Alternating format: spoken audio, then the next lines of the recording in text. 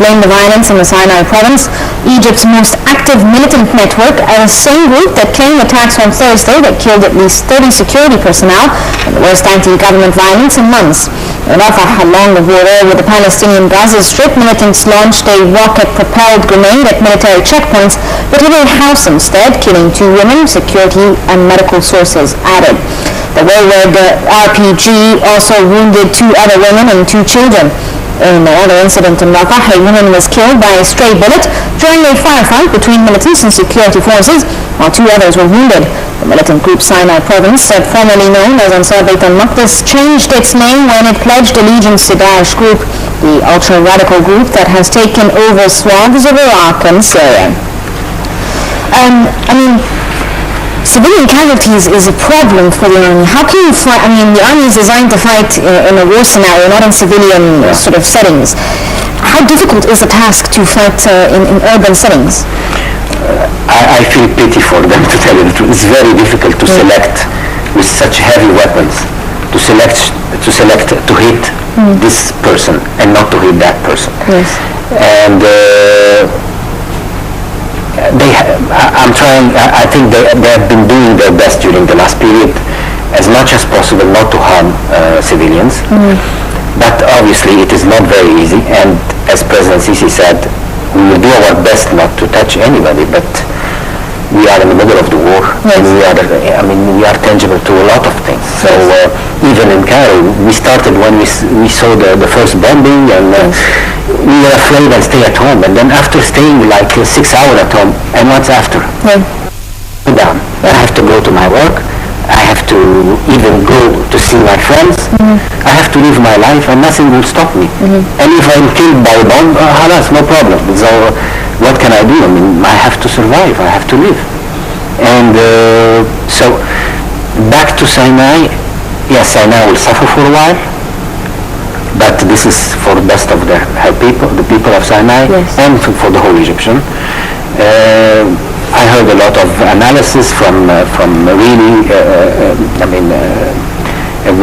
strategic military people, and I believe that yes, Sinai is very important for the overall security of Egypt. We cannot tolerate Sinai. But what does the allegiance towards Daesh mean for Ansar Bayt al-Maqdis? Is this not a significant threat considering what's happening in Iraq and Syria? I think these names we should not focus that much on names. They are the same. They cooperate together, each one in his position or his task or his region, call himself whatever. But it ended up like with the black flag, and everybody looks the same at the end. They do the same, and I don't think that there is so much difference. They cooperate together, they supply, and even I think the founders are the same for the whole groups. The money comes for everybody. You have a task in this region, so the money, please, Daesh, give the money to Nusra, to give Bayt al-Maqdis, to do something in the same. They are the same. So No reason labeling it. No. I don't think it has any extra meaning to add. Okay. Let's move on to the Washington Times that reads, U.S.-led task force launches 34 airstrikes against Daesh in Iraq and Syria. The U.S. military said that the U.S. and its allies have carried out 26 airstrikes in Iraq and 8 in Syria and continued attacks against Daesh targets. The bulk of the strikes were near the Iraqi old city of Kirkuk, while in Syria most of the strikes were in Kobani, where Kurdish forces have driven out militants. Daesh fighters withdrew from Kobani, which has been fought over for 5 months. A Jordanian pilot, the only coalition pilot to have been captured by Daesh since strikes began in Iraq in early August, was due to be swapped in return for a release of the Iraqi militant. Are these airstrikes even enough? If you ask this question to anybody walking the streets, he will tell you, we believe it's a big show. I think it's, of course, the Americans and the alliance would say, leading the airstrikes, Yes. are somehow have tasks to achieve. But do they have a complete plan for completely, I mean, finalizing the whole problem, or is just Daesh go to this direction, so they stop him like this, so he go to that direction, so they... I'm personally, I don't feel that this achieving too much, and I felt it from our president Sisi when he was invited repeatedly to take part in this. He politically, he took a political position. Of course, he's there to fight terrorism, but I think the plan is not clear or not complete. But the thing is, I mean, for instance, Baghdadi, the head of Daesh, he was Mossad trained and CIA trained, so... And tell me why all Daesh movement is always related to oil fields. Yes. And it ends up like the oil prices goes down, and somebody is buying the oil. Turkey buys the oil from Turkey. And then you have somebody supplying weapons by mistake. Yes.